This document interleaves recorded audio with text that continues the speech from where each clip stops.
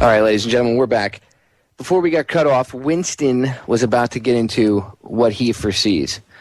And this is something that him and I off air have talked about multiple times, and other people have discussed it, but he's going to get a little more in-depth, and he's going to tell you what he foresees, and if it happens, then what to look for, and, who to be looking for, I should say, and who to be looking at. So, Winston, go ahead. The floor is yours, my friend.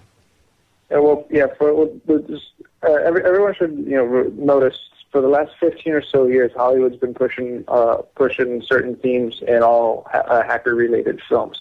As far back as 15 years ago in the movie Hackers from 1994, you've got that.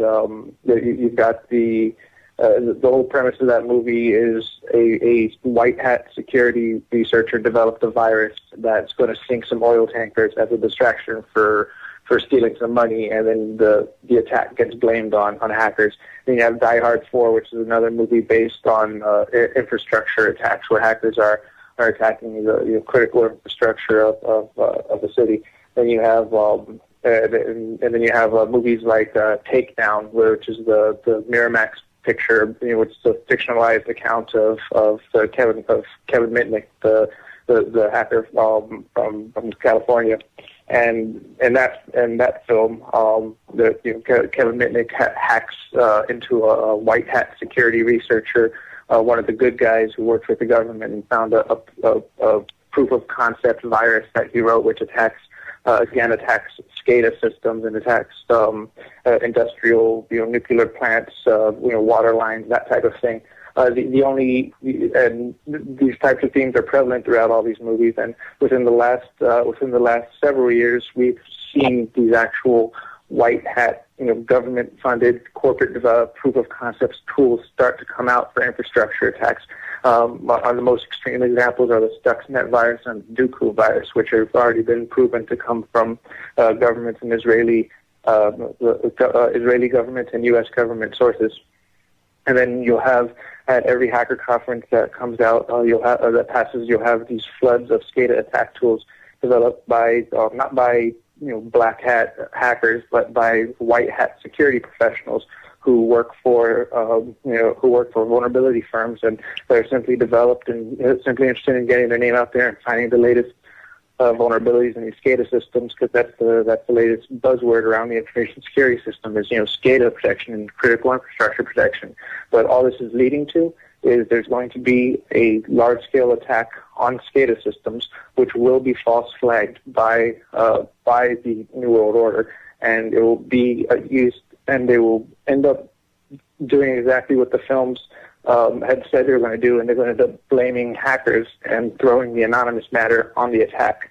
So when a large-scale SCADA attack does happen, don't look to basement-dwelling anonymous people. Look towards white hat security professionals and their government contracting firms who are developing it and speaking at conferences about these attacks, because they're the ones who are spending the profit from patching the vulnerabilities and implementing the solutions for it.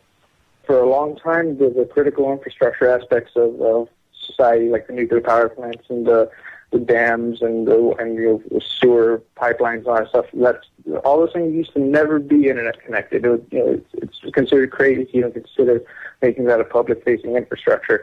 But as everything starts being given IP addresses, even now washing machines are being given IP addresses, things end up on the internet. And even if a single outside machine can get compromised and sucked into this eternal network, then it is possible to worm through and get control of it. Especially considering a lot of these SCADA systems are ridiculously simple, using programming languages and architectures from 20 years ago. And the reason is they were never meant to be internet facing, but they are now. And there's going to be an attack on them, and it's going to be backed by the government so that they can use it to continue to implement controls and restrict internet freedoms, get things like SOPA and PIPA and all sorts of other restrictive internet legislations passed under the guise of protecting society from these critical infrastructure attacks by these wily groups of hackers. So, do you think that there's any chance that we can, maybe the good hackers which I know there are tons of them out there, is there any way that these people can help foil this? Somehow maybe leak plans if they hear of something, or if they maybe be on alert to all maybe the hackers that listen to this, because I know there's a large contingent of people that pull my the archives and stuff that are hackers. I get emails from them time to time. You've even told me. Do you think that they can maybe be more on alert and try to keep an eye out for this kind of stuff, see if there's any unusual stuff going on the back end? Because that's where you'd spot it, would be on the back end, correct? Well, one would think, but just like the way 9/11 had a lot of open source public intelligence leading to it, we'll probably be better off as people in the hacker community and the information security community in general. They should really just follow the news and follow developments on SCADA vulnerabilities that are being released and discovered, and who's the one discovering them? What are they? What's the purpose of it? A lot of it is just legitimate researchers trying to make a name off of a hot topic, make a name for themselves off finding vulns in a system that's very popular to do right now. They can make a lot of money finding vulnerabilities and then getting contracts for the companies. There's nothing wrong with that. But what is the problem is once those vulnerabilities are indexed and cataloged, the government will pick and choose which ones they want to do, put together a black ops team to carry it out, and then blame it on a group like Anonymous. Yeah, and then some 14 or 15-year-old kid will be the patsy. The Bin Laden of the internet. Yeah, and they'll make them go down in history as the bad guy, when in reality it's not. It's unbelievable what's going on. 10 years ago, if you had told me this kind of stuff was going to happen, I would tell you that you were, you've watched too many. You've watched The Matrix one too many times, perhaps. Yeah, it's the same thing like with the Lone Gunman TV show regarding 9/11. There are all sorts of Hollywood movies. Predictive programming is what you're referring to. Mm-hmm. Yeah, exactly. It's they'll have topics in films and mainstream media, and mainstream film movies and TV shows about things like the Twin Towers getting blown up or planes getting hijacked and crashed into them years before 9/11. And so basically they're all they're going off these war game scenarios that have been developed, and SCADA attacks are one of the most popular war game scenarios right now for the federal government. Yeah, and if you notice all the games like Call of Duty and all these other games, where's the battlefield? 10 years ago, it used to be in the Middle East or, one of these former Russian provinces, Uzbekistan or Kazakhstan or whatever little stand. Not anymore. Now all the battlefield, even if it goes on anywhere else in the world, a large portion of it goes on right here in the United States. So, yeah, because once a large natural disaster or some kind of nuclear disaster, some kind of terrible catastrophe that takes place due to an attack on the SCADA infrastructure, then that's when the humanitarian aid troops will need to come out.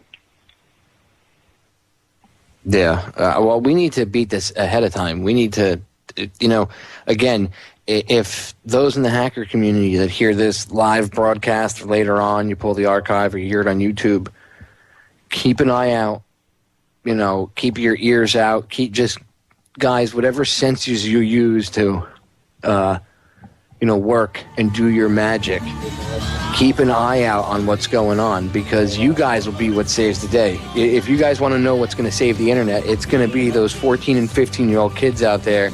And, the older people, too, that do hacking and coding and everything else. It's going to be you people that help save the internet, okay? So keep your eyes open. Give out your warning one more time, just in case. Yeah, the main warning is to keep an eye out on SCADA system vulnerability publications. Keep an eye on who's releasing them, what type of vulnerabilities there are, what type of systems there are, and just and keep an eye out for government war game scenarios. They always advertise these types of scenarios when they're going to make them, when they're going to make a big thing of it. A lot of it goes unadvertised. And if you're working within government, keep an eye out for those red team, blue team type exercises. And eventually one of those might one of those contractors that are being brought in might have an agreement with some darker forces to be able to marshal some stuff in. So everyone has to be on their top diligence, not really, and mostly looking towards the inside, looking at the contractors and the intelligence connections of those involved in your research.